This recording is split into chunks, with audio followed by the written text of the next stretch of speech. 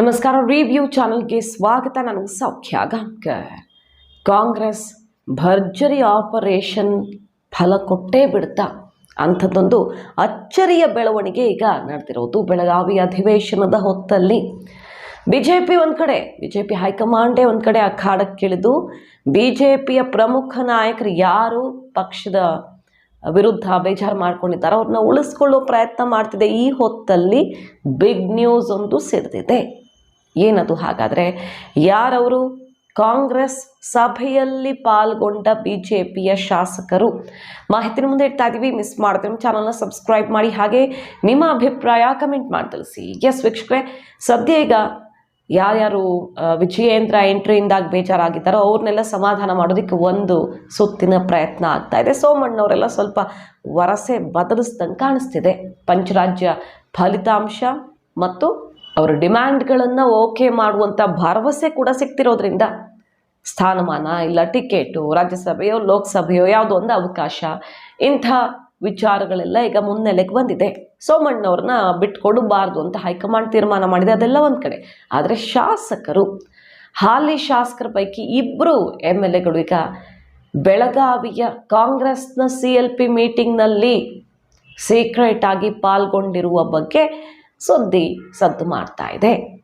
ಬೇರೆ ಯಾರು ಅಲ್ಲ, BJP ವಿರುದ್ಧ ಮುನಿಸ್ಕೊಂಡಿರುವ ಹಾಗೆ ಕಾಂಗ್ರೆಸ್ನ ನಾಯಕರ ಜೊತೆಗೆ ಹೆಚ್ಚು ಹೆಚ್ಚು ಕಾಣಿಸಿಕೊಳ್ತಿರುವಂಥವರೇ ಸೋಮಶೇಖರ್ ಮತ್ತು ಶಿವರಾಮ್ ಹೆಬ್ಬಾರ್. ಯಲ್ಲಾಪುರ ಶಿವರಾಮ್ ಹೆಬ್ಬಾರ್, ಸೋಮಶೇಖರ್ ಯಶವಂತಪುರ ST ಸೋಮಶೇಖರ್ ಅವರು ಬೆಳಗಾವಿ ಹೊರವಲಯದಲ್ಲಿ ನಡೆದಂಥ ಕಾಂಗ್ರೆಸ್ ಶಾಸಕಾಂಗ ಸಭೆಯಲ್ಲಿ ಪಾಲ್ಗೊಂಡು ಹೆಚ್ಚು ಹೊತ್ತು ಅಲ್ಲಿ ಉಳ್ಕೊಳ್ಳದೆ ವಿಸಿಟ್ ಹಾಕಿ ಊಟ ಮಾಡ್ಕೊಂಡು ಬಂದಿದ್ದಾರೆ ಅನ್ನೋ ಸುದ್ದಿ ಈಗ ಸದ್ದು ಮಾಡ್ತಾ ಇದೆ. ಕೆಲವು ಮಾಧ್ಯಮಗಳಲ್ಲೂ ಕೂಡ ಅದು ಸದ್ದಾಗಿದೆ. ಏನು ಮೀಟಿಂಗ್ ಆಗಿತ್ತು ಅಂದರೆ, CLP ಮೀಟಿಂಗಲ್ಲಿ ಪ್ರಮುಖವಾಗಿ ಏನು ಚರ್ಚೆಯಾಗಿದೆ? ಎಲೆಕ್ಷನ್ ಬಗ್ಗೆ. ಎಲೆಕ್ಷನ್ನಲ್ಲಿ ನೀವು ಯಾವ ರೀತಿ ಲೋಕಸಭಾ ಚುನಾವಣೆಗೆ ಕೊಡುಗೆ ಕೊಡಬೇಕು, ಬೂತ್ ಲೆವೆಲಲ್ಲಿ ಹೇಗೆ ಕೆಲಸ ಮಾಡಬೇಕು, ಪಂಚಾಯತ್ ಲೆವೆಲಲ್ಲಿ ಹೇಗೆ ಸಮಾವೇಶ ಕಾರ್ಯಕ್ರಮಗಳನ್ನು ಮಾಡಬೇಕು, ಯಾವ ರೀತಿ ವಿಶ್ವಾಸಕ್ಕೆ ತಗೊಳ್ಬೇಕು ಅನ್ನೋ ನಿಟ್ಟಿನಲ್ಲಿ ಸಿದ್ದರಾಮಯ್ಯನವರು ಬಿಗ್ ಟಾಸ್ಕ್ ಕೊಟ್ಟಿದ್ದಾರೆ. ಎಲ್ಲ ಶಾಸಕರಿಗೂ ಕೂಡ ಭರವಸೆಗಳನ್ನು ಕೊಟ್ಟಿದ್ದಾರೆ. ಇಷ್ಟಿಷ್ಟು ಕೋಟಿ ಅನುದಾನ ಇನ್ನು 2 ತಿಂಗಳು ಒಳಗಡೆ ಬರುತ್ತೆ ಅಂತ.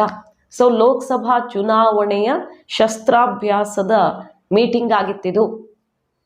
ಈ ಮೀಟಿಂಗ್ನಲ್ಲಿ BJPಯ MLAಗಳು ಹೋಗಿ ಬಂದಿದ್ದು ಯಾಕೆ? ಸುಮ್ಮನೆ ಏನೋ ಒಂದು ಕಾರ್ಯಕ್ರಮದಲ್ಲಿ ಭೇಟಿಯಾದರೂ ಇಂಥದ್ದೆಲ್ಲ ಬೇರೆ. ಆದರೆ ಶಾಸಕಾಂಗ ಸಭೆಗೆ ಹೋಗಿ ಬಂದಿರೋದು, ಲೋಕಸಭಾ ಚುನಾವಣೆಗೆ ಈ ಇಬ್ಬರು ಶಾಸಕರು ಕಾಂಗ್ರೆಸ್ ಪರವಾಗಿ ತಯಾರಿ ಶುರು ಮಾಡಿದ್ದಾರ ಅನ್ನೋ ಪ್ರಶ್ನೆಯನ್ನು ಹುಟ್ಟುಹಾಕಿದೆ. ಹಾಗಾದರೆ ಈ ಇಬ್ಬರು ಶಾಸಕರು ಕೈ ನಾಯಕರ ಜೊತೆ ಈಗಾಗಲೇ ಮಾತುಕತೆ ಅಂತಿಮಗೊಳಿಸಿದ್ದಾರ? ಕೇಳಿ ಬರ್ತಿರುವ ಸುದ್ದಿ ನಿಜ ಅನ್ನೋದೇ ಆದರೆ ಈಗ ಮಾಧ್ಯಮಗಳಲ್ಲಿ ಸುದ್ದಿ ಆಗ್ತಾ ಇದೆ ಇವರಿಬ್ಬರು ಮೀಟಿಂಗಿಗೆ ಹೋಗಿದ್ರು ಅಂತ. ಇದು ಸತ್ಯವೇ ಆಗಿದ್ದಲ್ಲಿ BJPಗೆ ಕೈ ಕೊಡೋದು ನಿಶ್ಚಿತ ಅಂತ ಭಾವಿಸಬಹುದು. ಯಾಕಂದರೆ ಪಂಚರಾಜ್ಯ ರಿಸಲ್ಟ್ ಬಳಿಕ ಯಾರು ಹೋಗಲ್ಲ ಅನ್ನೋ ರೀತಿಯಲ್ಲಿದ್ದಾರೋ ಅವರೆಲ್ಲ ಸುಳಿವು ಕೊಡ್ತಿದ್ದಾರೆ. ವರಸೆ ಬದಲಾಗಿದೆ, ಮನ ಪರಿವರ್ತನೆ ಆದಂಗೆ ಕಾಣಿಸ್ತಾ ಇದೆ. ಕುಮಾರಸ್ವಾಮಿ ಅವರು ಬೇರೆ ಲೋಕಸಭೆ ಆದಮೇಲೆ ಬೇರೆದೊಂದು ದೊಡ್ಡ ಬೆಳವಣಿಗೆ ಆಗೋದಿದೆ, ಅಲ್ಲಿ ಹೋಗಿ ಕೈ ಸುಟ್ಕೊಳ್ಬೇಡಿ ಅಂತೆಲ್ಲ ಸಲಹೆ ಕೊಡ್ತಿದ್ದಾರಲ್ವ JDS ಮತ್ತು BJP ಶಾಸಕರಿಗೆ. ಹಾಗಾಗಿ ಕೆಲವರು ಕನ್ವಿನ್ಸ್ ಆಗಿದ್ದಾರೆ, ಹಾಲಿಗಳು, ಮಾಜಿಗಳು, ಸೀನಿಯರ್ಸ್ ಎಲ್ಲ. ಆದರೆ ಈ ಇಬ್ಬರು ಫಿಕ್ಸ್ ಆಗಿಬಿಟ್ರ? ಕಾಂಗ್ರೆಸ್ಗೆ ಹೋಗೋದು ಖಚಿತ ಆಯ್ತಾ? BJPಯ 2 ಬಿಗ್ ವಿಕೆಟ್ ಬೀಳೋದು ಲೋಕಸಭೆ ಹೊತ್ತಲ್ಲಿ ಬಹುತೇಕ ಪಕ್ಕ ಅಂತ ಅನ್ನಿಸ್ತಾ ಇದೆ. ಕಾದು ನೋಡಬೇಕು. ಯಾಕಂದರೆ ಈ ಬಾರಿ ಕಾಂಗ್ರೆಸ್ಗೆ ಒಂದಿಷ್ಟು ನಿರೀಕ್ಷೆಗಳಿವೆ. ಬೆಂಗಳೂರು ಉತ್ತರ, ಯಶವಂತಪುರ ಅದೇ ವ್ಯಾಪ್ತಿಯಲ್ಲಿ ಬರುತ್ತೆ, ಅಲ್ಲಿ ನಾವು ಗೆಲ್ಲಬೇಕು ಅಂತ. ಹಾಗೆ ಉತ್ತರ ಕನ್ನಡದಲ್ಲಿ BJP ಕ್ಯಾಂಡಿಡೇಟ್ ಬದಲಾಗೋ ಚಾನ್ಸಸ್ ಜಾಸ್ತಿ ಇದೆ, ಅನಂತಕುಮಾರ್ ಹೆಗಡೆ ಅವರು. ಹಾಗಾಗಿ ಅಲ್ಲೂ ಒಂದು ಪ್ರಯತ್ನ ಮಾಡಬಹುದು ನಾವು. ಅನಂತಕುಮಾರ ಹೆಗಡೆ ಅವರು ನಿಂತು ಬಿಟ್ಟರೆ ಕಾಂಗ್ರೆಸ್ಗಲ್ಲಿ ಅಷ್ಟು ಸುಲಭ ಇಲ್ಲ. ಬೇರೆಯವರು ಬರೋದೇ ಆದರೆ ಒಂದು ಪ್ರಯತ್ನ ಮಾಡಬಹುದು. ಹಾಗಾಗಿ ಈ 2 ಕ್ಷೇತ್ರಗಳಿಗೆ ಸಂಬಂಧಪಟ್ಟಂತೆ ಭರ್ಜರಿ ಎಫರ್ಟ್ ಹಾಕ್ತಿರೋ ಥರ ಇದೆ ಕಾಂಗ್ರೆಸ್. ಕಾದು ನೋಡೋಣ. ಮಾಹಿತಿ ನಿಮ್ಗೆ ಇಷ್ಟ ಆಗಿದ್ರೆ ಮಿಸ್ ಮಾಡಿದ್ರೆ ನಮ್ಮ ಚಾನಲ್ನ ಸಬ್ಸ್ಕ್ರೈಬ್ ಮಾಡಿ, ಹಾಗೆ ನಿಮ್ಮ ಅಭಿಪ್ರಾಯ ಕಮೆಂಟ್ ಮಾಡಿ ತಿಳಿಸಿ. Thank you.